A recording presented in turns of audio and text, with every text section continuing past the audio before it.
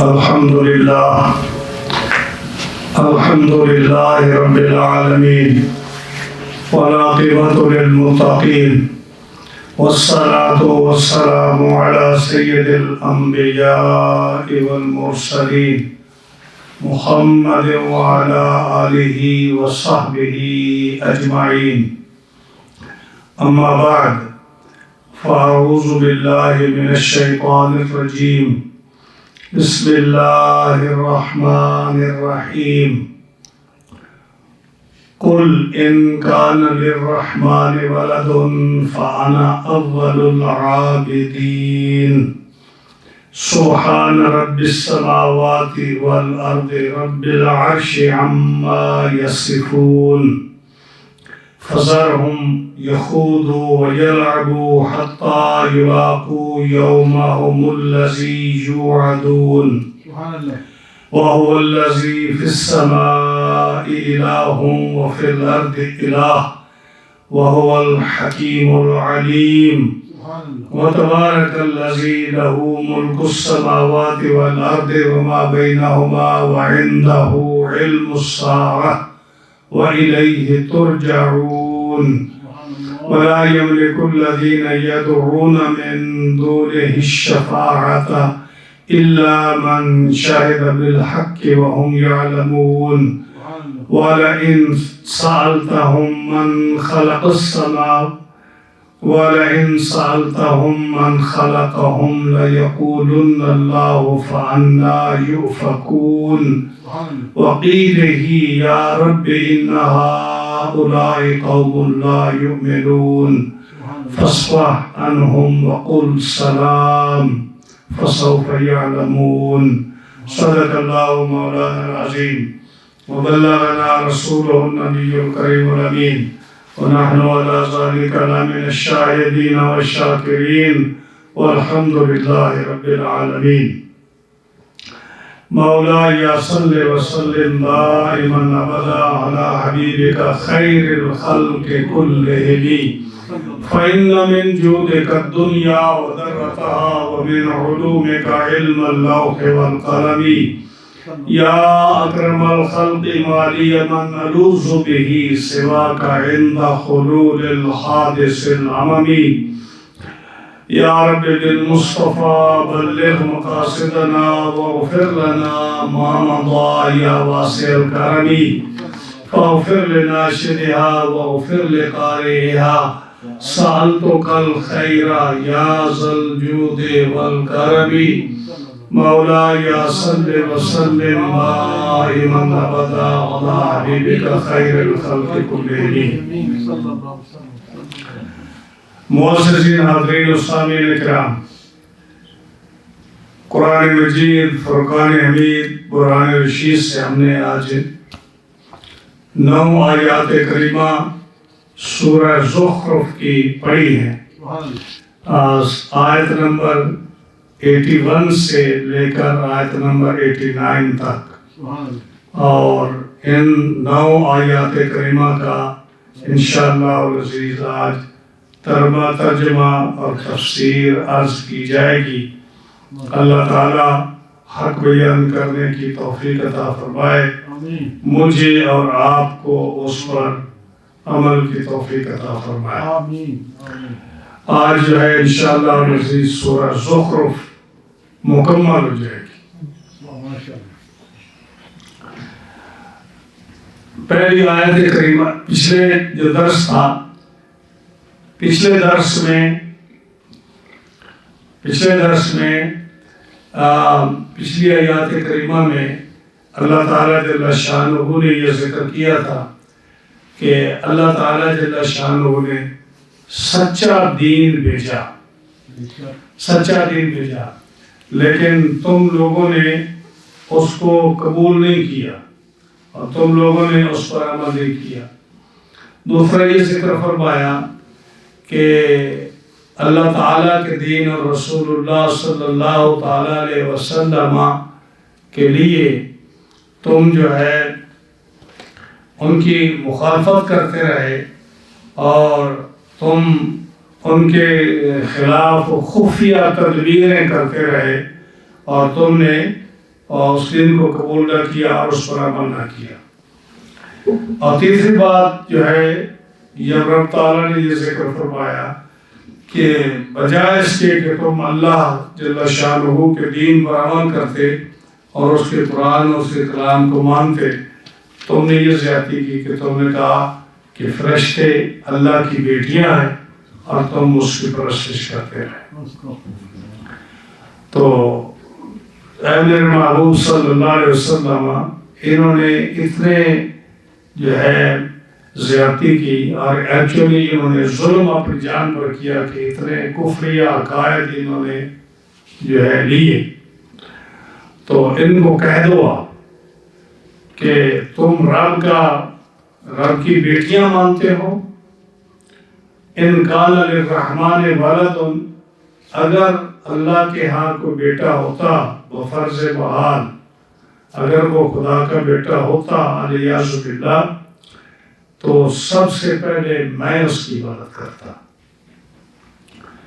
اب یہ جب آیت اتری تو نضر بن حارث جو کافر تھا وہ بڑا خوش ہوا، وہ کہنے لگا کہ قرآن نے میری بات کی تصدیق کر دی کہ اگر اللہ کا بیٹا ہوتا تو رسول اللہ صلی اللہ علیہ وسلم فرماتے کہ میں سب سے پہلے اس کی عبادت کرنے والا ہوتا۔ تو رب نے بیٹے کی تردید کی ہے، بیٹیوں کی نہیں کی۔ وہ الٹا یہ سوچنے لگ گیا کہ رب نے فرمایا کہ اگر یعنی ان کو فرما دو اے میرے محبوب کہ اگر اللہ کا بیٹا ہوتا تو سب سے پہلے میں عبادت کرتا۔ تو بیٹا نہیں ہے، ہم بھی تو کہتے ہیں بیٹا نہیں ہے، ہم تو کہتے ہیں رب کی بیٹیاں ہیں جو فرشتے ہیں، ہم ان کی عبادت کرتے ہیں۔ تو وہ خوش ہوا۔ تو نبی کریم علیہ السلام نے فرمایا کہ اے جاہل، یہ جو ہے نا یہ تیری تردید ہوئی ہے کہ رب کی اولاد نہیں ہے۔ یہ مطلب نہیں کہ بیٹا نہیں ہے تو بیٹیاں ہیں، مطلب یہ ہے کہ رب کے ہاں کوئی بیٹا نہیں ہے۔ یہ امپاسبل ہے، یہ ناممکنات میں سے ہے کہ اللہ کی کوئی اولاد ہو۔ کیوں کہ جو رب تعالیٰ ہے، رب تعالیٰ واجب ہے، قدیم ہے۔ قدیم وہ ہوتا ہے کہ جس سے پہلے کوئی اور چیز نہ ہو، جس کی کوئی ابتدا نہ ہو۔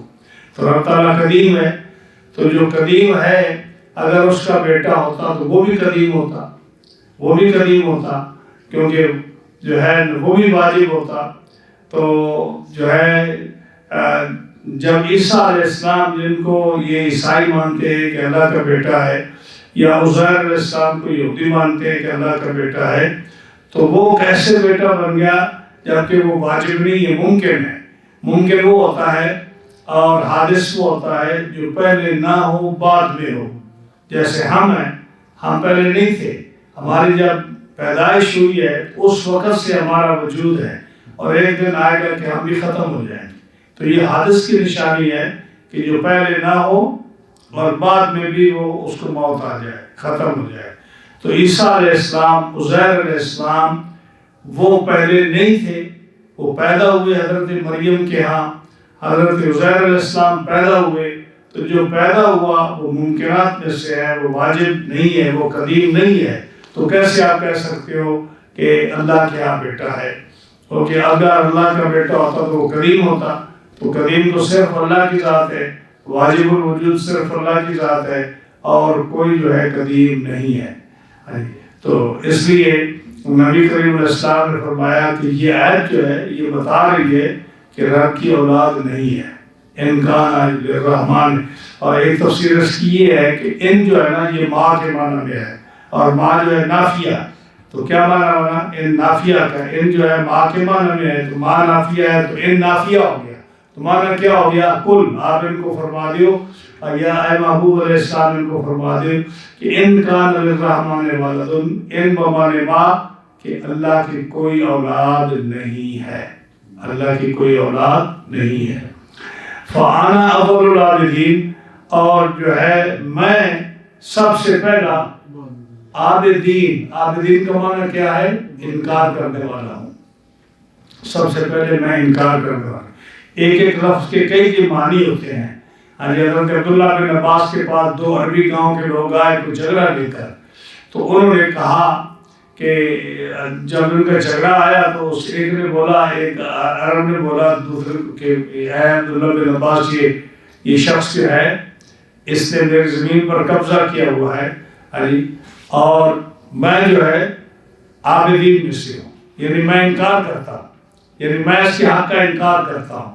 تو آپ خوش ہوئے، آپ نے فرمایا کہ تم جو ہے عرب کے پرانے آدمی ہو اور تمہاری زبان جو ہے بڑی جو ہے ایک قسم کی جو ہے ڈکشنری کی طرح ہوتی ہے اور بڑا ثبوت دلیل ہوتی ہے، تو تم جو کہہ رہے ہو کہ میں انکار کرنے والا ہوں، تو قُلْ إِنْ كَانَ لِلرَّحْمَٰنِ وَلَدٌ فَأَنَا أَوَّلُ الْعَابِدِينَ۔ اس کا مطلب یہ ہوا کہ اللہ فرماتا ہے کہ اللہ کے ہاں کوئی اولاد نہیں، اور نبی کریم علیہ السلام نے فرمایا کہ میں سب سے پہلا ہوں جو انکار کرنے والا ہوں رب کی اولاد کا۔ تو ایک تفسیر اس کی یہ ہے، ایک یہ ہے کہ إِنْ كَانَ لِلرَّحْمَٰنِ وَلَدٌ، یہاں تک آیت مکمل ہو جاتی ہے، تو اس کا کیا معنی ہے کہ اللہ کے ہاں کوئی اولاد نہیں۔ تو بہرحال یہ آیت کریمہ جو ہے اس میں صاف واضح ہے کہ میرے محبوب آپ فرما دو کہ اللہ کی اولاد نہیں ہے اور میں انکار کرنے والا ہوں، یا اگر اللہ کی اولاد ہوتی تو سب سے پہلے میں اس کی عبادت کرتا، جیسے میں اپنے رب کی اس وقت سب سے پہلی عبادت کرنے والا ہوں، یعنی جب اللہ نے مخلوق پیدا فرمائی تو میں سب سے پہلی مخلوق ہوں، جب میں پہلی مخلوق ہوں تو میں نے پہلے سب رب کا اقرار کیا، رب پر ایمان لایا، سب سے پہلے میں نے رب کی عبادت کی، انا اول المسلمین، میں سب سے پہلا مسلمان ہوں۔ تو جب میں اللہ کی عبادت میں سب سے پہلا مسلمان ہوں، اگر اللہ کی اولاد ہوتی تو سب سے پہلے میں اس کی اولاد کی سب سے پہلے میں عبادت کرتا، لیکن اس کی آپ کوئی اولاد نہیں ہے، میں انکار کرتا ہوں اس کا، اور اللہ تعالیٰ وحدہ لا شریک۔ اور دوسرا فرمایا کہ دیکھیں لو کان فیہما آلہۃ، لو کان فیہما آلہۃ الا اللہ لفسدتا، اگر زمین و آسمان میں دو خدا ہوتے تو یہ فساد بچتا، یعنی ایک کہتا کہ میں نے سورج ادھر سے طلوع کرنا ہے، دوسرا خدا کہتا میں نے ادھر سے طلوع کرنا ہے، ایک کہتا کہ میں نے جو ہے زمین و آسمان کو بالکل ختم کرنا ہے، دوسرا کہتا نہیں ختم کرنا، تو یہ جو اگر دو خدا ہوتے تو یہ فساد بچتا۔ تو لو جو ہے یہ شرط کے لیے آیا ہے، تو لو جب آیا تو نے کہا کہ اگر خدا دو ہوتے تو فساد بچتا، تو فساد نہیں بچا تو خدا بھی دو نہیں ہے۔ تو یہ جو ہے نا لو نے آ کر دونوں جہتوں کو جو ہے اس کو جو ہے اس کا ابطال کیا، دونوں کو ختم کیا، یا فساد نہیں بچا، دو خدا نہیں ہے۔ جیسے لو نے آ کر ان دونوں کو ختم کیا، اسی طرح یہاں بھی جو ہے نا ان شرطیہ آیا، اور یا ان جو ہے ماں کے معنی میں آیا، اور اس سے بھی رب تعالیٰ کی اولاد کا انکار کیا۔ سبحان رب السماوات والارض رب العرش عما یصفون، پاک ہے وہ ذات، یعنی پاکی ہے اس ذات کے لیے، پاک ہے وہ ذات جو رب ہے آسمانوں کا، رب ہے زمین کا، اور رب ہے عرش عظیم کا۔ اتنی بڑی شان ہے اس کی کہ جو آسمانوں کا رب ہے، اتنی بڑی شان ہے جو زمین کا رب ہے، اتنی بڑی شان اس رب کی جو سب سے بڑی مخلوق عرش کا رب ہے۔ تو جو اتنی بڑی شان کا مالک ہے، تمہیں شرم نہیں آتی کہ تم اس ذات کو عیب لگاتے ہو، اما یصفون، کہ تم اس کی ایسی صفات بیان کرتے ہو کہ اس کی اولاد ہے، کوئی کہتا ہے کہ اس کے بیٹے ہیں، کوئی کہتا ہے اس کی بیٹیاں ہیں، اور کوئی اس کو عیب لگاتے ہو۔ تو فرمایا اما یصفون، جو تم اللہ کے لیے ثابت کرتے ہو نا کہ عزیر اللہ کا بیٹا ہے، عیسیٰ علیہ السلام اللہ کے بیٹے ہیں، ان چیزوں سے اللہ سبحان پاک ہے۔ اور یہاں ایک مسئلہ یہ ثابت ہوا کہ فرمایا رب ہے آسمانوں کا، رب ہے زمینوں کا، رب ہے عرش عظیم کا۔ کیا اللہ بلے کتے کا، یا کافر کا، یا کیڑے مکوڑے کا، یا حشرات الارض کا، یا درندوں پرندوں چرندوں کا رب نہیں ہے نا؟ جب رب ہے تو قرآن مجید نے ایک ذکر کیا کہ رب آسمانوں کا رب ہے، کہا زمینوں کا رب ہے، کہا عرش عظیم کا رب ہے۔ تو یہ جو ہے نا عرش عظیم، یہ اتنی بڑی مخلوق ہے، جو سب سے بڑی مخلوق ہے، عرش ہے، آسمان بڑی مخلوق ہے، زمین بڑی مخلوق ہے، اور یہ زمینوں کے اندر اور آسمانوں کے اندر جو مخلوق رہتی ہے بڑی مخلوق ہے۔ تو یہاں سے اللہ تعالیٰ جل شانہ یہ بیان فرما کے یہ اس آیت کریمہ سے بات نکلتی ہے کہ رب کی نسبت جب کرو تو چھوٹی اور ذلیل مخلوق کی طرف نہ کرو بلکہ عزت والی مخلوق کی طرف کرو۔ کہ رب تو ہر چیز کا خالق ہے نا، کیڑے مکوڑے کا بھی رب ہے، حشرات الارض کا بھی مالک ہے۔ یہ جو مخلوق جن کے آپ نام نہیں لے سکتے، جن کو کھا نہیں سکتے، جو ناپاک جس کو ہم سمجھتے، رب ان کا ہے یا نہیں؟ لیکن رب نے کبھی نہیں کہا کہ میں ان کا رب ہوں۔ کیا کہا؟ رب السماوات والارض، آسمانوں کا رب ہے، زمین کا رب ہے، عرش کا رب ہے۔ ہاں جی، تو اتنی بڑی مخلوق کا جب رب کہتا ہے تو رب تعالیٰ کی نسبت جو ہے اس کی طرف کرنی چاہیے جس میں رب کی عزت ہو۔ اگر کوئی آدمی رب تعالیٰ کو یہ تعریف کرتے ہوئے رب کی جو ہے اس کی پہچان کرانے کے لیے رب کی وصف اور تعریف بیان کرتے ہوئے کہتا ہے کہ رب وہ ہے ہمارا جو خنزیر کا رب ہے، الیاس بھی رب تو ہے، یہ کہے کہ میرا رب وہ ہے جس نے کتے کو پیدا کیا، یہ میرا رب وہ ہے جس نے خنزیر کو پیدا کیا، تو ان چیزوں کے ذکر کرنے سے وہ آدمی جو ہے چونکہ اس میں توہین نکلتی ہے رب تعالیٰ کی، اس لیے وہ آدمی اسلام سے نکلنے کا اس کا خطرہ ہے کہ وہ اسلام سے نکل جائے گا اگر وہ جان بوجھ کر ایسی برکتیں کرتا ہے۔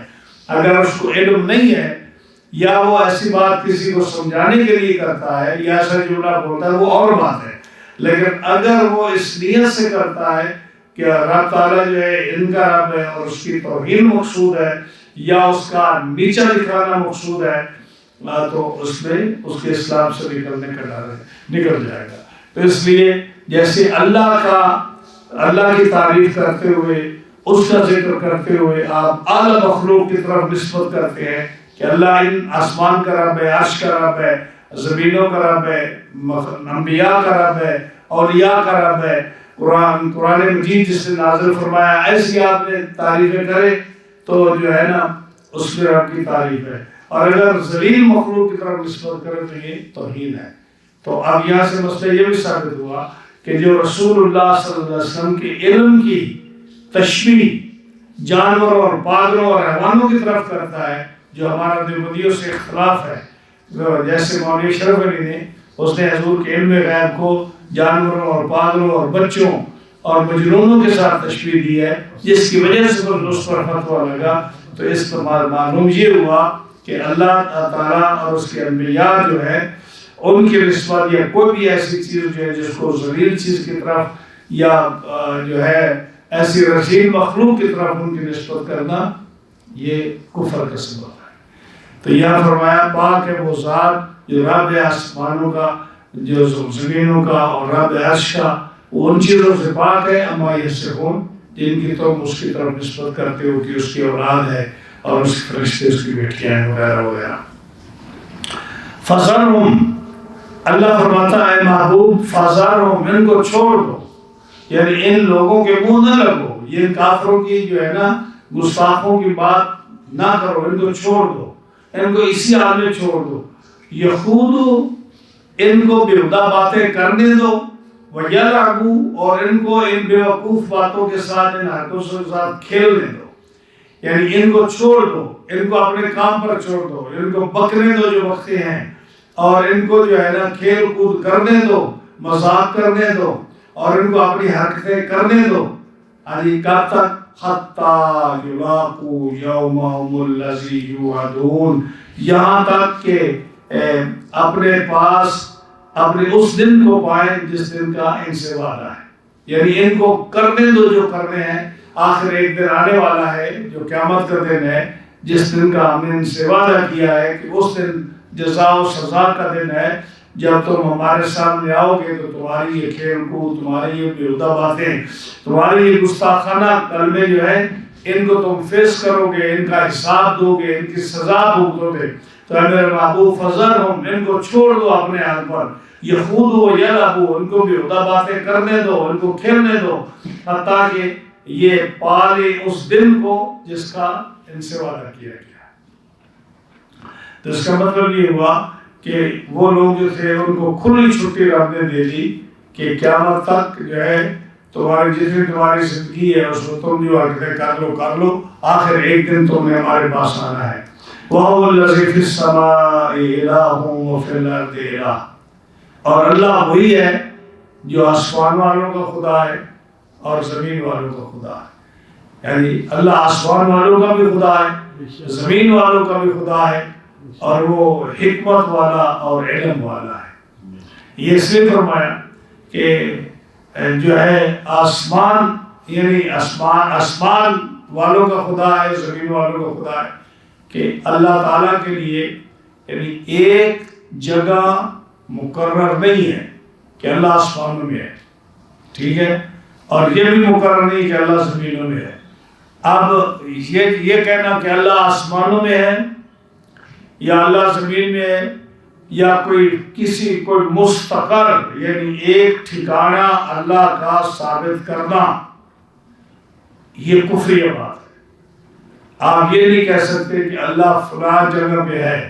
مثلا جو الرحمن علی العرش استویٰ کا لفظ آیا ہے جملہ، اس آیت کا یہ مطلب نہیں ہے کہ اللہ عرش پر بیٹھا ہے۔ تو اللہ کا عرش پر استواء، استقرار یعنی اس پر بیٹھنا، یہ ثابت کرنا یہ کفری بات ہے۔ اس لیے علماء مانا کیا کرتے ہیں کہ الرحمن علی العرش استویٰ، کہ رحمان عرش پر مستوی ہے، یعنی جو قرآن کا لفظ ہے نا استواء، اسی کو مستوی کر دیا، اس کا ترجمہ نہیں کیا مستوی کا، یعنی اسی کو مستوی کہہ دیا۔ جتنے بھی علماء نے ترجمہ کیا کہ جو قرآن کی زبان ہے اسی نے ترجمہ کیا، اور علماء نے یہ بھی لکھا کہ یہ آیت جو ہے نا یہ متشابہات میں سے ہے، یعنی جن چیزوں کا ترجمہ کرنا، سمجھانا، تفسیر کرنا جو ہے مشکل ہو اور سمجھا نہ سکے اور سمجھ نہ آ سکے، عقل سے ورا ہو، اس کو وہ کہتے ہیں کہ یہ متشابہات میں سے ہے۔ مثال کے طور پر جیسے الف لام میم ہے، ہا میم ہے، کاف ہا یا عین صاد ہے، یا حروف مقطعات جو ہے یہ آیات متشابہات ہے۔ علماء نے یہ بھی لکھا قل انما انا بشر مثلکم، کہ اے فرما دو کہ رسول اللہ صلی اللہ علیہ وسلم، اے محبوب آپ فرما دو کہ میں تمہارے مثل بشر ہوں۔ یہ بھی آیت متشابہات میں سے ہے، اس کا بھی ترجمہ نہیں کر سکتے آپ۔ جب یہ متشابہات میں سے ہے، الرحمن علی العرش استویٰ متشابہات میں سے ہے، ید اللہ فوق ایدیہم یہ متشابہات میں سے ہے۔ جہاں اللہ کے ذکر آتا ہے کہ اس کا چہرہ ہے، اس کے ہاتھ ہیں، اور یہ حدیث پاک میں آتا ہے کہ اس کی پنڈلی پیر ہے، یہ جتنے بھی ایسے الفاظ آتے ہیں جن کا سمجھنا مشکل ہے اور جن کا تعبیر نہیں کی جا سکتی، تو ان کو کہا کہ حروف یہ مقطعات اور یا متشابہات میں سے ہے۔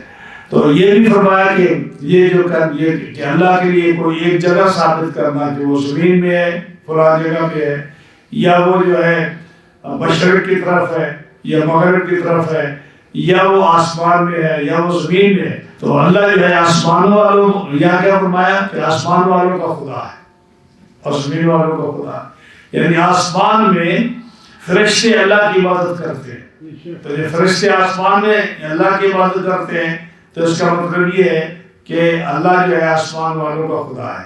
زمین میں انبیاء اور مومنین اور اولیاء اللہ کی عبادت کرتے ہیں تو اللہ زمین والوں کا خدا ہے۔ وَهُوَ الْعَلِيمُ الْحَكِيمُ، اور وہ حکمت والا ہے اور علم والا ہے، جانتا۔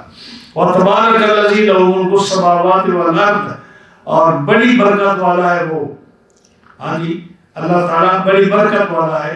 وَلَهُ مُلْكُ السَّمَاوَاتِ وَالْأَرْضِ، اسی کے لیے آسمانوں اور زمین کی سلطنت ہے، بادشاہی اسی کے لیے ہے۔ وَمَا بَيْنَهُمَا، اور جو کچھ آسمانوں اور زمینوں کے درمیان ہے وہ بھی اسی کا ہے۔ اس کا مطلب یہ ہوا کہ دیکھو جب آسمان کی بادشاہی اسی کے لیے، زمین کی بادشاہی اسی کے لیے، اور زمینوں اور آسمانوں کے اندر جو چیز ہے وہ بھی کس کا ہے؟ اللہ کا ہے۔ تو اب جو لوگ کہتے ہیں کہ یہ ہمارا ملک ہے، ہماری بادشاہی ہے، ہماری چیزیں ہیں، ان کے بارے میں کیا خیال ہے؟ لوگوں پر تو بڑے بڑے فتوے لگاتے ہیں کہ تم جو ہے نا اپنی چیز کے مالک بنے ہو، حالانکہ اللہ کی طرف نسبت کرنی چاہیے. جھگڑا تو یہی ہے نا کہ تم لوگ جو ہے مشرک ہو، تم مشرک ہو، بدعتی ہو، تم شرک کرتے ہو کہ تم اللہ کی طرف نسبت نہیں کرتے. اور جب اپنی بادشاہی، اپنے روپے پیسے، اپنی ملکیت کی بات آتی ہے تو کہتے ہیں یہ ملک ہمارا ہے، یہ ملک ہمارا ہے. اب مجھے آپ یہ بتائیے کہ پوری روئے زمین آج اس دور میں پہلے دور کی بات نہیں، آج اس ایڈوانس دور میں آپ کوئی 1 انچ زمین دکھا سکتے ہیں یا سمندر کا کوئی حصہ دکھا سکتے ہیں یا فضا کا 1 انچ دکھا سکتے ہیں جو اللہ کی ملکیت میں ہو؟ یعنی سارے ملک جو ہیں وہ ایسے انہوں نے جریب سے ناپا ہوا ہے کہ یہ ہماری حد ہے، اس کے آگے اگر تم آؤ گے تو ہمارا میزائل تیار ہے آپ کو مارنے کی. ہے یہ نہیں؟ یعنی آج دیکھو ہر ملک کا آپس میں جھگڑا ہے. اب دیکھو چائنا کا جھگڑا انڈیا کے ساتھ ہے، انڈیا کا جھگڑا پاکستان کے ساتھ ہے، پاکستان کا جھگڑا افغانستان کے ساتھ ہے، ایران کا جھگڑا جو دوسرے ملکوں کے ساتھ ہے، سیریا کا جھگڑا اسرائیل کے ساتھ ہے، فلسطین کا جھگڑا کسی کے ساتھ ہے، مصر کا جھگڑا کسی. کوئی ملک ایسا نہیں جو یہ کہتا ہو کہ ہماری سرحد محفوظ ہے. ہر آدمی یہ کہتا ہے، ہر ملک کہتا ہے کہ ہمارا قبضہ، انہوں نے ہمارا ادھر قبضے 2 انچ ہماری جگہ انہوں نے لے لی، اتنے میل ہماری جگہ، اتنے گاؤں انہوں نے لے لی.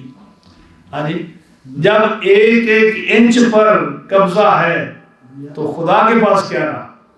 جو خدا کہتا ہے کہ زمین بھی میری ہے، آسمان بھی میرا ہے.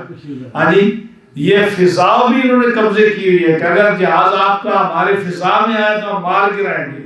ہاں جی، تو کوئی 1 انچ فضا کا کہیں ہے جو اللہ کے قبضے میں ہو؟ کوئی زمین کا 1 انچ ایسا ہے جو انہوں نے اللہ کے لیے چھوڑا ہو؟ سارے کہتے ہیں ہمارے.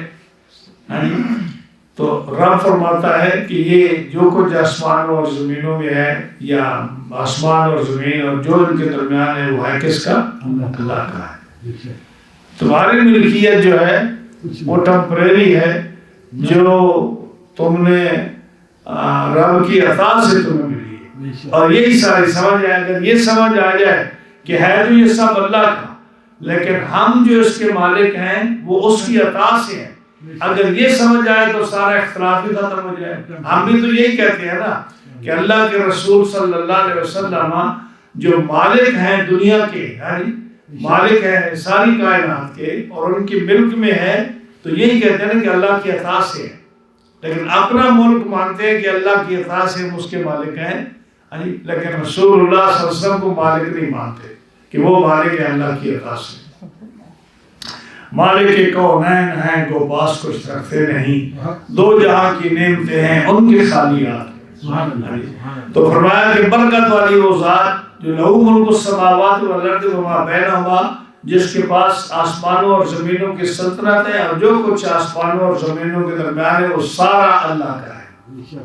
اب جب قیامت کا دن آئے گا تو یہ سارے بادشاہ، یہ جتنے بھی بڑے بڑے بادشاہ ہیں نا، یہ چھوٹے یہ بڑے، یہ شہنشاہ اور بادشاہ، اور یہ سب اللہ کی بارگاہ میں قیامت کے دن حاضر ہوں گے. اور اس دن رب کیا فرمائے گا؟ سورہ غافر کا درس گزر چکا ہے. اللہ فرمائے گا لمن الملک اليوم، بولو آج کس کا ملک، کون کس کی بادشاہی ہے؟ دنیا میں بڑے بڑے فرعون بننے والوں، دنیا میں بڑے بڑے شہنشاہ بننے والوں، بڑے راجے اور بادشاہ بننے والوں، لمن الملک اليوم، آج کس کی بادشاہی ہے؟ کوئی نہیں بولے گا. کوئی بولے گا؟ کوئی نہیں بولے گا.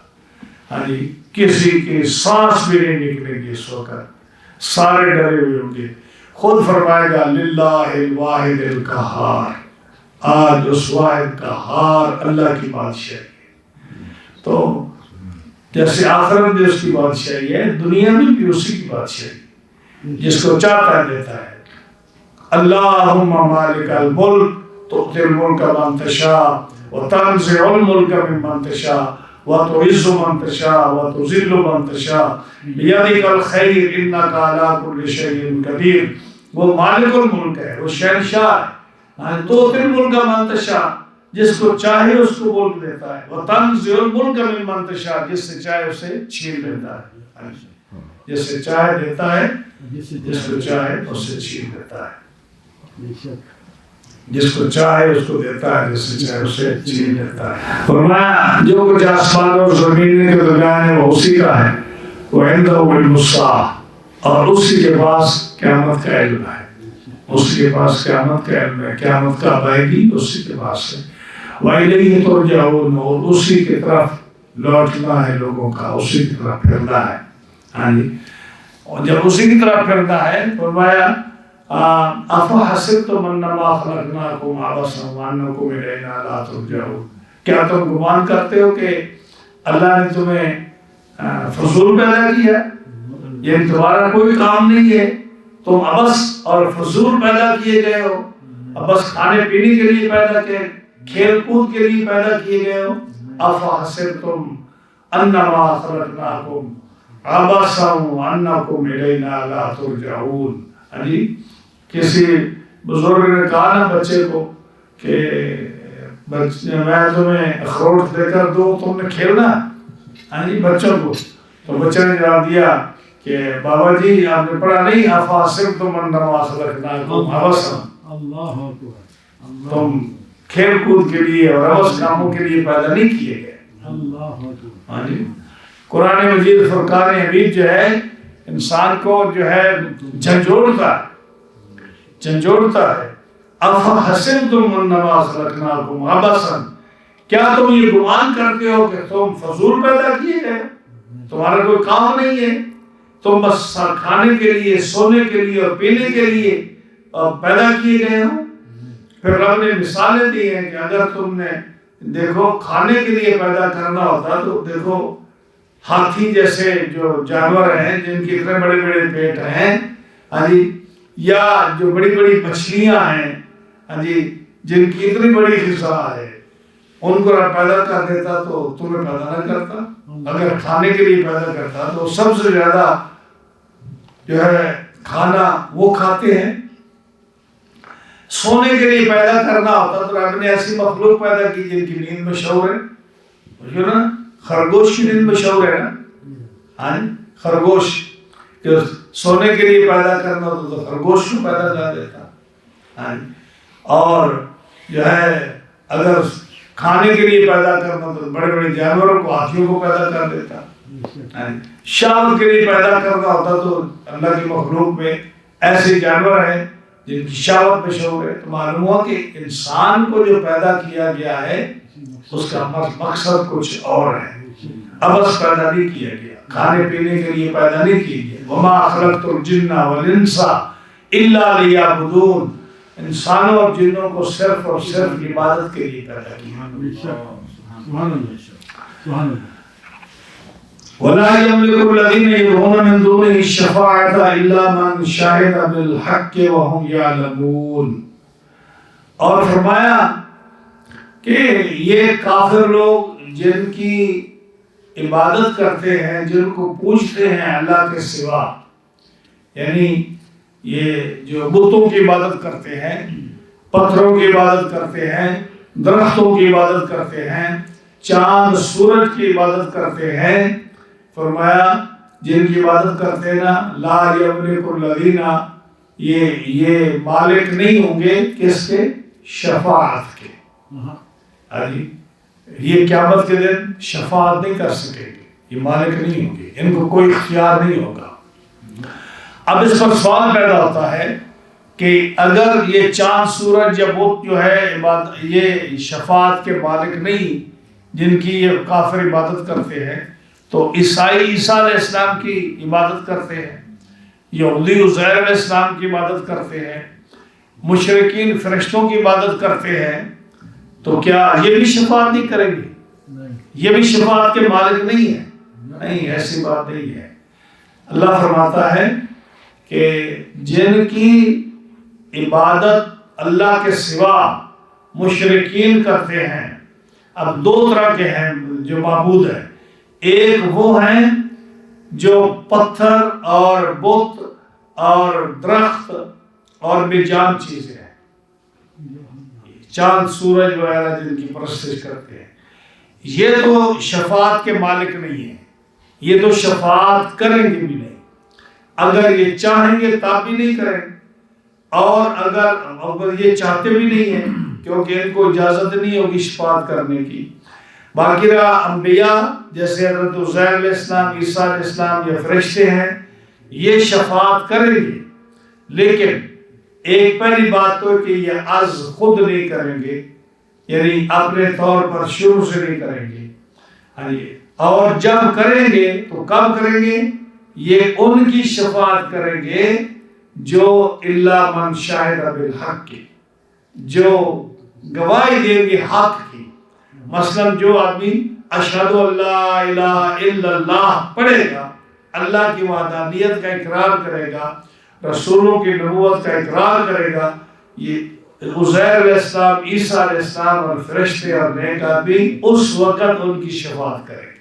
قرآن فرماتا ہے لا یملک الذین یدعون من دونہ الشفاعۃ الا من شہد بالحق وہم یعلمون، کہ یہ جو جن کی عبادت کرتے ہیں یہ لوگ اللہ کے سوا، یہ شفاعت کے مالک نہیں ہیں، یہ شفاعت نہیں کریں گے الا مگر جو ہے نا عزیر علیہ السلام، عیسیٰ علیہ السلام اور فرشتے، مگر یہ شفاعت ان کی کریں گے من شاہد بالحق، جو اللہ کی وحدانیت کا حق کے ساتھ جو گواہی دے گی، یعنی مومن کی شفاعت کریں گے.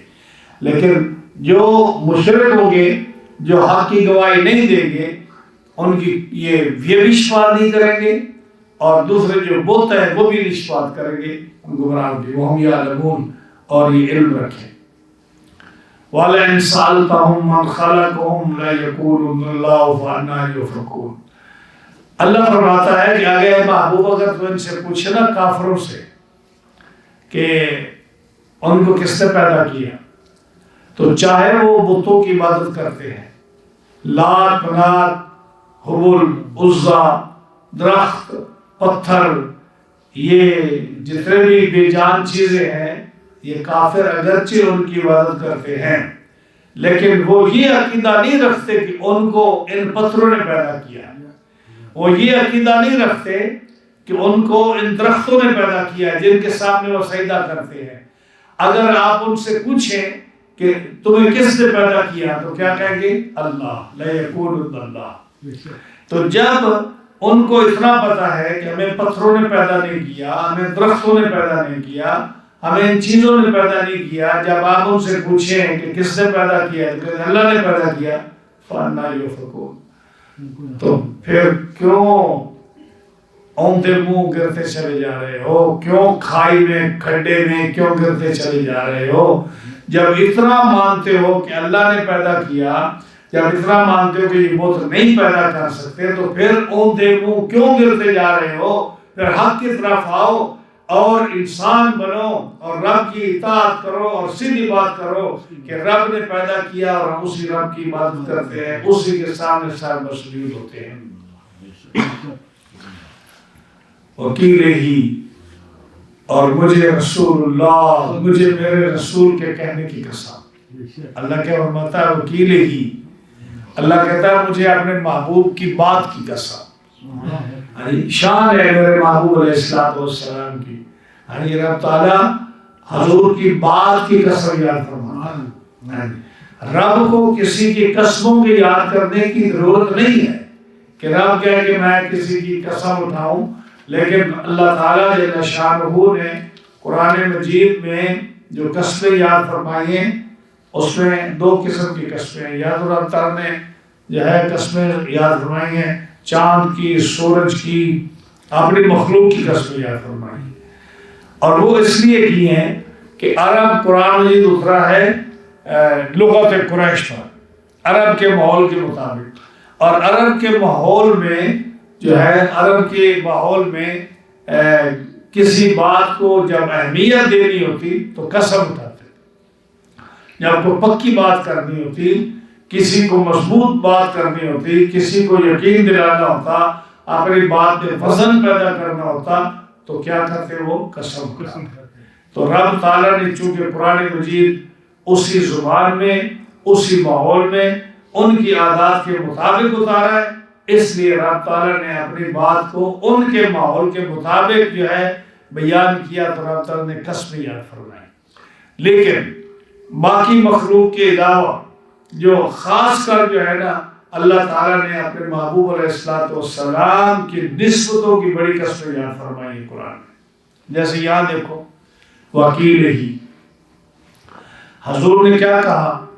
حضور صلی اللہ علیہ وسلم نے اپنے رب کو یہ عرض کیا یا رب ان ہؤلاء قوم لا یؤمنون، اے اللہ، اے میرے رب، یہ جو کافر ہے نا ان کو دیکھ میں نے کتنی تبلیغ کی ہے، ان کے سامنے حق بیان کیا، ان کے سامنے معجزات دکھائے ہیں، ان کو میں نے تبلیغ کی ہے، ان کو ایک ایک بات واضح کر کے سمجھائی ہے، لیکن ان ہؤلاء قوم، اے میرے رب، یہ ایسی قوم ہے جو ان ساری چیزوں کے باوجود لا یؤمنون، یہ ایمان نہیں لائے، یہ ایمان نہیں لاتے. یہ تو رب تعالیٰ نے فرمایا وکیل ہی، جو میرے محبوب کا یہ کہنا ہے نا کہ اے میرے رب، میں نے ان کو تبلیغ کی، یہ ایمان نہیں لاتے، مجھے اے میرے محبوب تیرے اس قول کی قسم ہے، مجھے تیری اس بات کی قسم جو تو نے کہا نا کہ میں نے ان کو بڑی تبلیغ کی ہے اور یہ ایمان نہیں لاتے، مجھے تیرے اس قول کی قسم ہے. اسی طرح نبی کریم علیہ السلام کا زمانہ پاک جو تھا، اب دیکھیے قرآن نے فرمایا والعصر، والعصر کیا معنی ہے؟ مجھے زمانے کی قسم ہے. تو زمانے سے مراد اگرچہ مفسرین نے بڑے وضاحت کے ساتھ انہوں نے بڑی اس کی تفسیریں بیان کی ہیں، لیکن اعلیٰ تفسیر کیا بیان کی کہ اللہ نے نبی کریم علیہ السلام کے زمانے کی قسم یاد فرمائی کہ سارے زمانوں میں سے افضل زمانہ کون کا ہے؟ نبی کریم علیہ السلام کا زمانہ. اور آپ نے خود بھی حدیث میں فرمایا نا خیر القرون قرنی، بہترین زمانہ میرا زمانہ ہے، بہترین زمانہ خیر القرون قرنی، تمام زمانوں میں سے بہترین زمانہ میرا ہے. ثم الذین یلونہم، پھر دوسرے نمبر پر وہ ساتھ والا زمانہ جو سے ملا ہوا ہے. ثم الذین یلونہم، پھر اس کے بعد جو ساتھ ملا ہوا زمانہ ہے. اب اس میں جو ہے نا علماء نے ذکر کیا کہ جو قرن کتنا ہے، یہ قرون جمع قرن کی ہے نا، تو قرن کتنا ہے؟ تو قرن کے بارے میں مختلف اقوال ہیں. 40 سال کا ایک قرن ہے، 60 سال کا قرن ہے، 70 سال کا قرن ہے، 10 سال کا قرن ہے. یہ بہت سارے قول ہیں کہ 10 سال کا ایک زمانہ ہے، 20 سال کا ایک زمانہ ہے، 40 سال کا ایک زمانہ ہے، 60 سال کا ایک زمانہ ہے. لیکن جو بہتر قول ہے وہ کون سا ہے کہ 100 سال کا ایک زمانہ، 100 سال کا ایک زمانہ ہے. تو نبی کریم صلی اللہ علیہ وسلم کا جو زمانہ تھا تو وہ صحابہ کا زمانہ جو نا پورا صحابہ کا زمانہ وہ ایک قرن ہے، وہ ایک قرن ہے. کیوں؟ علماء نے کہا کہ جو فرمایا نا قرونی خیر قرون قرنی، جو قرنی فرمایا، کاف میں قرنی میں پہلا حرف کون سا ہے؟ بولے یار، قاف.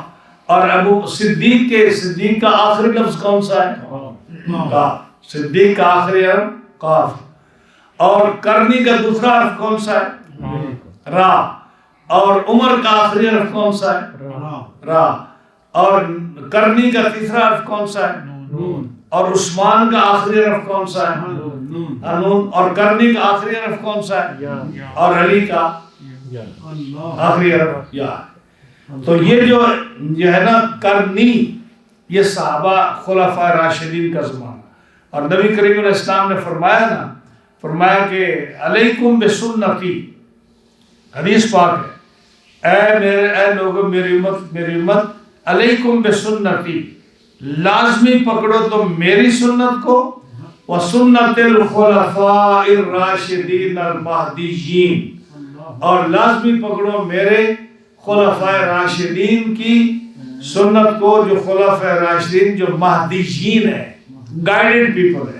تو خلفاء راشدین کا کیا مطلب ہے کہ وہ خلیفے جو وہ کیلف جو گائیڈڈ ہے، راشدین، خلفاء راشدین جو گائیڈڈ پیپل ہیں، ان کی سنت کو مضبوطی سے پکڑو. کیوں؟ فرمایا کہ یہ میری سنت. اس لیے آپ دیکھتے ہو کہ تراویح حضرت عمر فاروق کے زمانے میں جماعت سے شروع ہوئی کس نے بھی اعتراض نہیں کیا. لوگ ایسے سمجھتے ہیں کہ حضور کے زمانے میں ہوئی ہے. جمعے کی دوسری اذان جو ہے یہ حضرت عثمان غنی کے زمانے میں شروع ہوئی تو سارے لوگ اس کو ایسے کرتے ہیں جیسے حضور کے زمانے میں شروع ہوئی.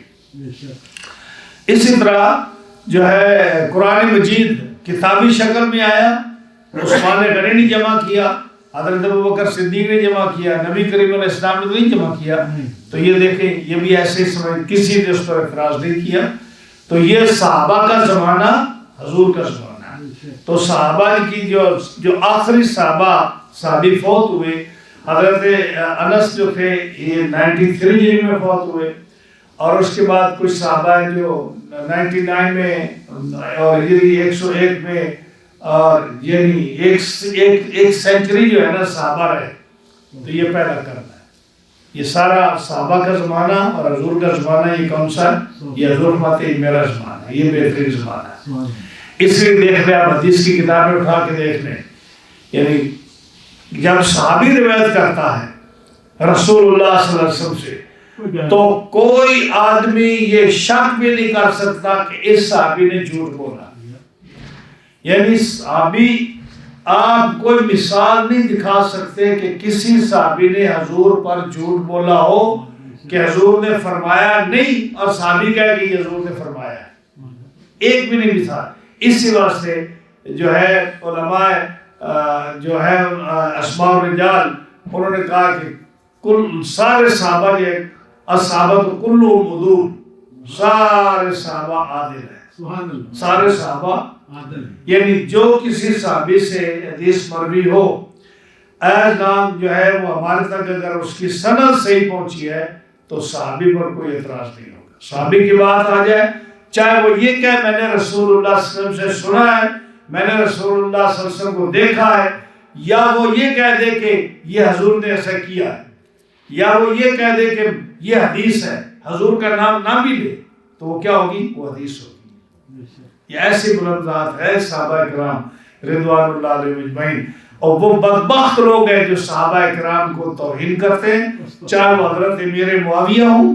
ان کو جو آدمی نہیں مانتا برا بھلا کہتا ہے وہ بھی جہنمی ہے, جہنم کا کتا ہے علماء نے لکھا. جو حضرت امیر معاویہ کو برا بھلا کہتا ہے, جو سیدنا ابوبکر صدیق اور حضرت عمر فاروق کہتا ہے, وہ تو سب سے بڑا جاہل اور جہنمی ہے جو حضرت شیخین کریمین کو کہتا ہے. اور اہل سنت کی نشانی کیا ہے؟ تفضیل الشیخین. کیا نشانی ہے سنت کی؟ یاد رکھیے تفضیل الشیخین. شیخین کون ہے؟ ابو بکر اور عمر, یہ شیخ ہے صحابہ میں. تفضیل الشیخین, شیخین کو فضیلت دینا. حب الخطنین, جو دو حضور کے داماد ہیں ان سے محبت رکھنا. وہ کون ہے؟ حضرت عثمان غنی اور حضرت علی. والمسح علی الخفین, اور مسوں پر موضع کرنا یہ سنت کی نشانی. کیا؟ تفضیل الشیخین, ابو بکر اور عمر کو سارے صحابہ پر فضیلت دینا. حب الخطنین, عثمان غنی اور حضرت علی کے ساتھ محبت رکھنا. والمسح علی الخفین, یہ امام ابو حنیفہ کا قول ہے. اور جو ہے نا موضوع پر مسح کرنا, کیونکہ شیعہ موضوع پر مسح نہیں کرتے, تو موضوع پر مسح کرنا, حضور کے دامادوں کے ساتھ محبت رکھنا, اور صحابہ میں سب سے زیادہ ابو بکر عمر کو فضیلت دینا, یہ کس کی نشانی ہے؟ اہل سنت کی. یہ اہل سنت کی نشانی. اب جو ہے حضور یہ پہلا کرم تھا. دوسرا کرم کون تھا؟ تابعین. دوسرا کرم کون سا ہے؟ تابعین. اس کے بعد جو ہے قرآن نے کیا فرمایا؟ والسابقون الاولون من المہاجرین والانصار, یہاں تک صحابہ آ گئے. والسابقون الاولون من المہاجرین والانصار. آگے کیا فرمایا؟ والذین اتبعوہم, والذین اتبعوہم, جنہوں نے صحابہ کی اتباع کی. تو یہ کون آ گئے؟ تابعین. تابعین آ گئے. ان کی بھی گارنٹی دی رسول اللہ صلی اللہ علیہ وسلم نے, ان کی گارنٹی دی ہے. صحابی وہ ہے جس نے رسول اللہ صلی اللہ علیہ وسلم کو دیکھا ایمان کی حالت میں اور پھر ایمان پر فوت ہوا, وہ صحابی ہے. اور تابعی کون ہے؟ جنہوں نے صحابہ کی صحبت اختیار کی. دیکھا نہیں, یہ فرق ہے. جنہوں نے صحابی کی صحبت اختیار کی, ان کے پاس بیٹھا, لرد کیا، وہ تابعی ہے، اور وہ جو تابعی ہے ان کے لیے بھی قرآن نے فرمایا والذین تبعوہم بإحسان، یعنی ان جنہوں نے صحابہ کی احسان کے ساتھ تابعداری کی، ان کے پاس بیٹھے، یعنی یہ بھی خیر القرون کرنی ہے۔ اور تیسرا کیا فرمایا؟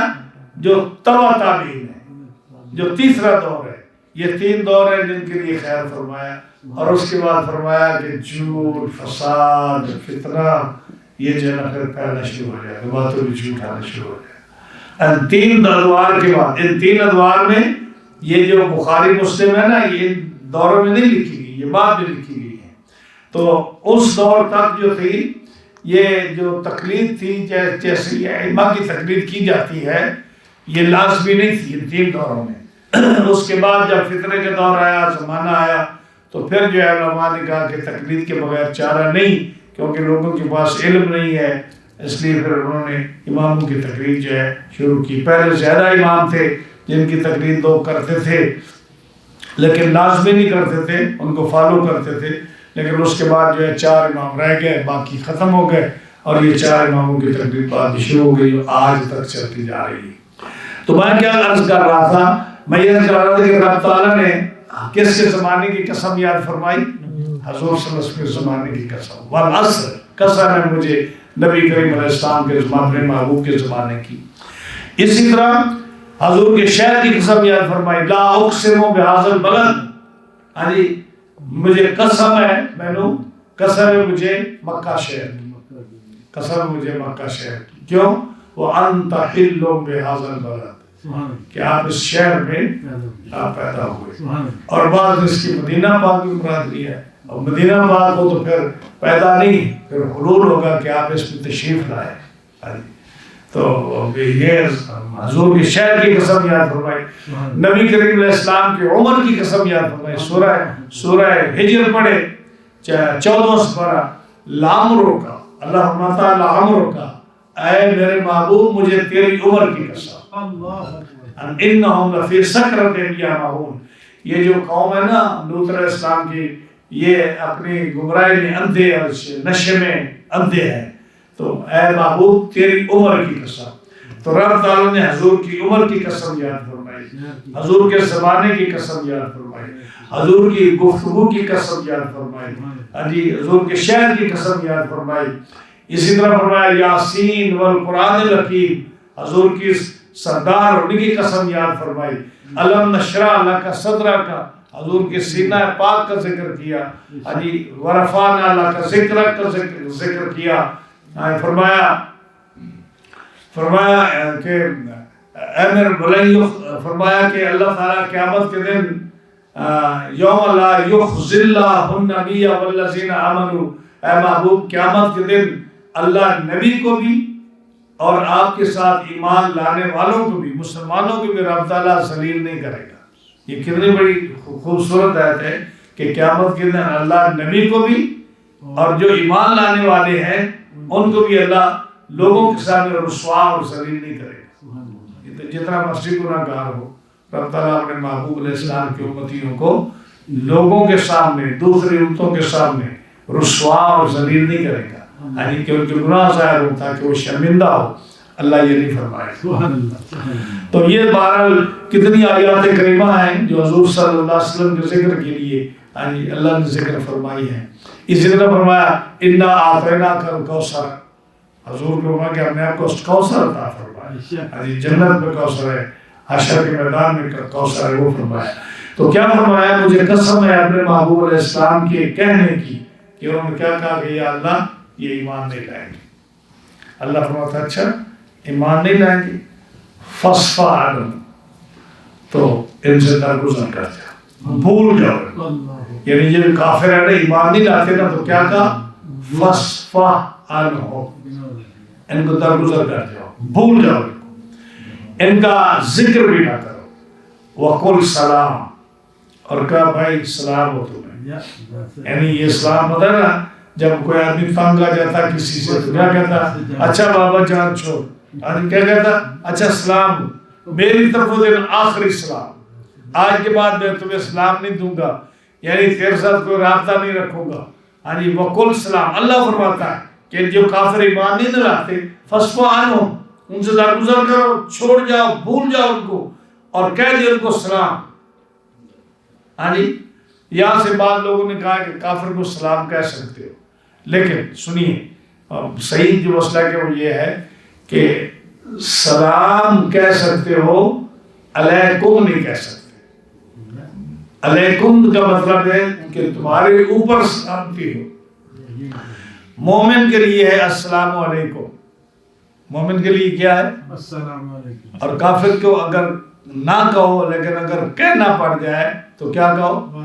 سلام، جس سلام، علیکم نہیں، کیونکہ علیکم تو مطلب ہو گیا نا تمہارے اوپر سلامتی ہو. تو صرف سلام، یہ نا اللہ فرماتا ہے کہ کافر جو ہے نا ان سے درگزر کرو اور ان کو کہو سلام. ہاں جی، اب سلام کے دو معنی ہو گئے، ایک سلام کا معنی پیس ہو گیا، ایک ہو گیا جان چھوڑ، یہ وہ ہو گیا جان چھوڑ والا سلام ہو گیا. فسوف یعلمون، کہ ان کو بس سلام کہہ دو آگے جان جائیں گے، جب قیامت کے دن میرے سامنے آئیں گے نا پتہ چل جائے گا ان کو کہ تم ایمان نہیں لاتے تھی. اب یہاں چونکہ بس سلام کا آ گیا، میں آپ کو سلام عرض کرتا چلا گیا. آج ایک بڑی مرض پھیلی ہوئی جہالت ہے یہ کہ جب کوئی آتا ہے نا تو وہ یعنی پڑھے لکھے بندے علماء بھی اسٹیج پر بیٹھتے ہیں یا جو بڑے صوفی ہوتے ہیں سلام دیتے ہیں نا تو کیا کہتے ہیں؟ السلام علیکم ورحمۃ اللہ وبرکاتہ، یہی کہتے ہیں نا، السلام علیکم ورحمۃ اللہ وبرکاتہ. اب جو آگے بیٹھا وہ کیا جواب دے گا؟ قرآن کی آیت ہے، قرآن مجید کی نہیں، سورہ قرآن مجید کی آیت ہے جو 8ویں پارے میں سورہ نساء میں 5ویں سپارے میں 8ویں رکوع میں وَإِذَا حُيِّيتُم بِتَحِيَّةٍ، جب تم کسی کو سلام دو اچھے الفاظ کے ساتھ.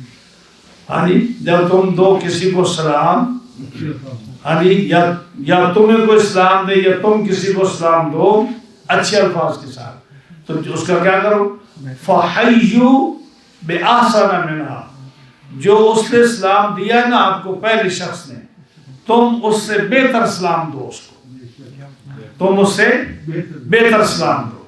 اب اس کے تحت علماء نے لکھا ہے کہ جب تم کسی کو سلام دو تو سلام پورا کیا ہے؟ السلام علیکم ورحمۃ اللہ وبرکاتہ، یہ پورا سلام ہے. اب اگر کسی نے شروع میں ہی کہہ دیا السلام علیکم ورحمۃ اللہ وبرکاتہ تو اس سے بہتر کیا سلام دے گا؟ نہ مغفرت تو اس کا ہے ہی نہیں نا. یہ تو آپ وہ بات کر رہے ہیں کہ جو جاہل لوگ کہتے ہیں وعلیکم السلام ورحمۃ اللہ وبرکاتہ ومغفرت وجنت علالہ وجہنم رامہ. ہاں جی، یہ کوئی ایک سلام تھوڑا ہے، یہ تو غلط بات ہے. جو سلام احادیث میں مروی ہے وہ کیا ہے؟ السلام علیکم ورحمۃ اللہ وبرکاتہ، اس کے آگے نہیں ہے، اس لیے اس کے آگے کہنا بھی نہیں چاہیے. اب سلام کا طریقہ کیا ہے؟ قرآن مجید کی اس آیت مطابق کہ جب تم کسی کو سلام دو تو کیا السلام علیکم کہو، بس کیا کہو؟ السلام علیکم. اب جو آگے جواب دینے والا ہے اس کی گنجائش ہے، وہ کیا جواب دے گا؟ وعلیکم السلام ورحمۃ اللہ، بس وہ کیا کہے؟ وعلیکم السلام ورحمۃ اللہ. اور اگر پہلے کو زیادہ ہی شوق ہے تو وہ یہ کہہ سکتا ہے السلام علیکم ورحمۃ اللہ، بس السلام علیکم ورحمۃ اللہ. اب اس کے لیے ابھی بھی گنجائش ہے جواب دینے والے کی وعلیکم السلام ورحمۃ اللہ وبرکاتہ، یہ سنت طریقہ. اگر کوئی آدمی جو ہے بڑے وہ کہے السلام علیکم ورحمۃ اللہ وبرکاتہ تو اب اس نے تو دوسرے کے لیے فَحَيُّوا بِأَحْسَنَ مِنْهَا، جو قرآن کہتا ہے کہ تم اچھے الفاظ کے ساتھ اس کو جواب دو، اپنی گنجائش نہیں چھوڑو. تو یہ کیا ہے؟ یہ جہالت ہے ان لوگوں کی جن کو اس آیت کا نہیں پتا. یہ جہالت ہے ان لوگوں کی جس کو سلام دینے کا بھی اندازہ نہیں ہے اور پتہ نہیں ہے. سلام دینے والے کو پورے اسلام میں 100 نیکی ہے، پورے اسلام میں 100 نیکی ہے. 99 نیکی اس کو ملتی ہے جو پہلے سلام دے، اور 1 نیکی اس کو ملتی ہے جو جواب دے. وہ 99 کیوں ملتی ہے؟ اس لیے ہاں جی وہ پہل کرتا ہے، نہیں پہل کرتا ہے اس لیے کہ آج کل جو ہے نا ہم بہت اچھے مسلمان ہیں نا، ہم کسی بھائی کو سلام دینے کے لیے تیار ہی نہیں. ہم جب کسی کو دیکھتے ہیں تو وہ ادھر کر لیتے ہیں. ہم جب آتے ہیں تو ہماری خواہش ہوتی ہے کہ پہلے وہ اٹھ کر ہمیں سلام دیں. ہاں جی نبی کریم صلی اللہ علیہ وسلم نے اس جہالت کو توڑنے کے لیے آپ نے فرمایا افشوا السلام. کیا فرمایا؟ افشوا السلام، سلام کو عام کرو. یعنی جب تمہیں پتہ چلے کہ یہ آدمی مسلمان ہے، تمہارا واقف ہے یا نہیں، تو اس کو سلام دو. اور یا سلامتی عام کرو، یعنی پیس عام کرو ہر ایک کے لیے. جو کسی بھی مصیبت کریٹ نہ کرو، اس کے لیے جو غلط آدمی نہ بنو، فطرے نہ پھیلاؤ، سلامتی عام کرو. اور جو آدمی آپ کا کے ساتھ ناراضگی کسی کی ہے، تو جب تم پہلے سلام دو گے نا تو اس کے دل سے ناراضگی ختم ہو جائے گی. یعنی وہ کہے گا کہ نہیں یہ تو میرے ساتھ ناراض نہیں ہے یار، میں تو سمجھتا تھا یہ ناراض ہے، اس لیے اس کو 100 نیکی ملے گی. اور جو وعلیکم السلام ورحمۃ اللہ کہے گا اس کو 1 نیکی ملے گی. یہ سلام ایسا ہے جو مسلمان کا حق ہے. 6 چیزیں ہیں جو مسلمان کی مسلمان پر حق ہے کہ جب کوئی آدمی السلام علیکم کہے تو اس کے جواب میں وعلیکم السلام کہنا، یہ مسلمان کا حق ہے. تو اگر کوئی آدمی سلام دیتا ہے اور وہ جواب نہیں دیتا تو وہ اپنے مسلمان بھائی کا اس نے حق ادا نہیں کیا. مسلمان بھائی کو سلام کرنا، سلام کا جواب دینا، یہ مسلمان کا حق ہے. دوسرا کیا ہے؟ بیمار ہو جائے تو اس کی بیمار پرسی کرنا، یہ مسلمان کا حق ہے اس پر. تیسرا حق اس پر ہے کہ جب وہ فوت ہو جائے اس کا جنازہ پڑھنا، اس کو غسل کفن دینا، اس کو جنازہ پڑھنا. اور چوتھا حق ہے کہ جب اس کو چھینک آئے ہاں جی تو وہ کہے الحمدللہ. ہاں جی تو وہ کیا کہے؟ یرحمک اللہ. یعنی جس کو چھینک آئی ہے وہ کیا کہے؟ الحمدللہ. اور سننے والا کیا کہے؟ یرحمک اللہ. یہ یاد کرو، بلیس یو تو بہت یاد ہے نا، لیکن یہ یاد کرو الحمدللہ کہے جس کو چھینک آئی ہے. یہ مسلمان کا حق ہے، یہ حدیث پاک ہے. 6 حق ہیں جو میں بیان کر رہا ہوں. وہ کہے الحمدللہ، اور سننے والا کہے یرحمک اللہ. اور پھر جو ہے جس کو چھینک آئی وہ کہے یہدیکم اللہ ویصلح بالکم. یہ چھوٹی چھوٹی چیزیں ہیں، لیکن بجائے کسی کو یاد ہو جائے. تو کتنے ہو گئے؟ 4 ہو گئے، 5 ہو گئے. اور ایک حق ہے جو سب کو کرنا چاہیے کہ جو مسلمان بھائی دعوت دے وہ قبول کرے. تو ہم تو تیار ہیں قبول کرنے کی. کیا خیال فیض خان؟ دین کی دعوت وہ دے صحیح، دین کی دعوت نہ دین کی نہیں، کھانے کی دعوت. کھانے کی دعوت، کھانے کی دعوت کو دے تو ہم قبول کرنے کو تیار ہیں. تو یہ بھی مسلمان کا حق ہے. تو یہ مسلمان کی حق ہے. تو مسلمان جب کوئی سلام دے تو ضرور جواب دو. چھینک آئے ضرور جواب دو. بیمار ہو بیمار پرسی کرو. کوئی آدمی مسلمان بھائی فوت ہو جائے اس کا جنازہ پڑھو، اس کو کفن دفن کرو. کوئی دعوت دے تو ضرور اس کو قبول کرو. مشورہ مانگے تو مشورہ بھی دینا. جی مشورہ مانگے تو مشورے کا. ہاں مشورہ مانگے تو مشورہ کرو. یعنی یہ تو ایک حدیث میں 6 ہے نا. ویسے تو مسلمان کے حق بہت ہے مسلمانوں پر. تو آپ پتہ چلو نا اسلام کیسے دینا. ہاں جی بجائے اس کے کہ تم شروع میں سارا اسلام اکٹھا کر دو، ایسا نہیں. کیا کہو پہلا دینے والا السلام علیکم بس، یا کہے تو السلام علیکم ورحمۃ اللہ یہاں تک. اور دوسرے کے جواب کیا؟ وعلیکم السلام ورحمۃ اللہ وبرکاتہ. اس کے آگے نہیں ہے. یہی سلام ہے. ہاں جی تو کیا فرمایا؟ فاصفح عنہم، اے محبوب ان سے درگزر کرو اور ان کو کہو سلام. فسوف یعلمون، ان قریب یہ لوگ جان جائیں گے جب قیامت کے دن اللہ کی بارگاہ میں حاضر ہوں گے. تو یہ تھا ہمارا آج کا درس. سورہ زخرف ختم ہو گئی اور جو ہے نا بڑی صورتیں ساری ختم ہو گئی. اب اس کے بعد چھوٹی صورتیں آئیں گی. جو میکسیمم بڑی صورت ہوگی وہ 4 رکوع کی ہوگی، اور چھوٹیاں جو ہوگی وہ 3 رکوع 2 رکوع 1 رکوع کی آئے گی. اب کوئی بڑی صورت نہیں آئے گی.